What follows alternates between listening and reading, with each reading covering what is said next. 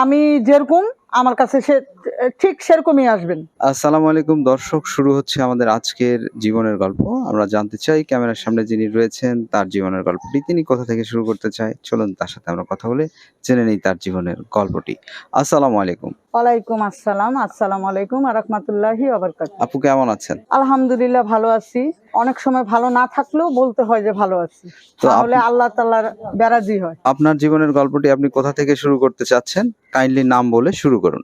আমি হলাম বকুল, ঝরে যাওয়া বকুল।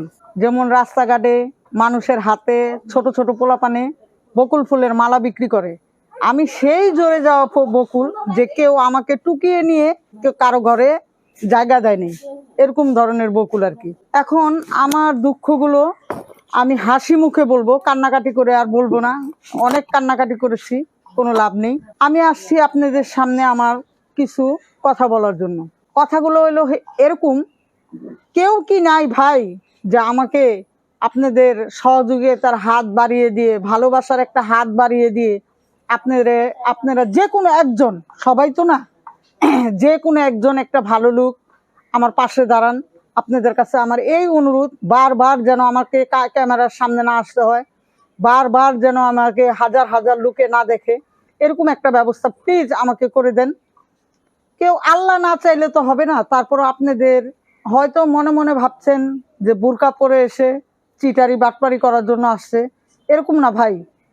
এই যে আমি ভিডিও ছাড়ছি, আপনারা 10 টাকা আমাকে দেন নাই, আল্লাহই তার চালাইছে। আবার যদি দিতেন তাহলে আমি কিন্তু ক্যামেরার সামনে আসতাম না। এরকম কি কেউ নাই ভাই যে একটা বোরকা আলা একটা মেয়েকে, এই বোরকা একটা পরা মেয়েকে আপনারা আপনাদের সহানুভূতির হাত বাড়িয়ে দিয়ে আমাকে একটু আপনাদের কাছে নেওয়ার জন্য। আমি বেশি অল্প বয়সের ছেলে চাই না, বয়স্ক। আমাকে কোনো অল্প বয়সের ছেলেরা দয়া করে আমাকে ফোন দিবেন না। আমি যেরকম আমার কাছে সে ঠিক সেরকমই আসবেন। আরেকটা কথা হলো, আমি আপনাদের সামনে কান্নাকাটি করি নাই। সবাই কান্নাকাটি করে, আমি কান্নাকাটি করি নাই এই বলে কান্নাকাটির এই দুনিয়াতে কোনো দাম নেই। মনের দুঃখ মনেই আছে, উপর আল্লাহ দেখতেছে কে কতটুকু সত্য, কে কতটুকু মিথ্যা। প্লিজ দয়া করে আমার পাশে দাঁড়িয়ে, আমার ছোট একটা বাচ্চা আছে খুবই অসুস্থ, তাকে সামনে আনলাম না, আপনারা দয়া করে আমার পাশে দাঁড়ান।